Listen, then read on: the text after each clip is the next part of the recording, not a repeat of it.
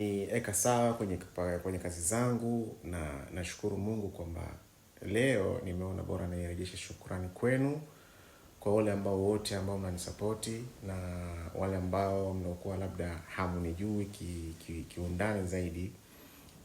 Mimi ni mtu ambaye nafanya business za biashara ambazo normally wengi wananielewa kiukweli. Kwa hiyo leo nimerekodi video hii kwa ajili ya kuwapa asante marafiki zangu, mafrendi zangu, mabosi zangu ambao mnakuwa mnanisupport kwa namna moja au namna nyingine, na kiukweli nawapendeni sana, na niseme tu kwamba kutakuja vitu vizuri zaidi ya hivi ambavyo tumevifanya. Kwa hiyo asanteni sana na nashukuruni sana.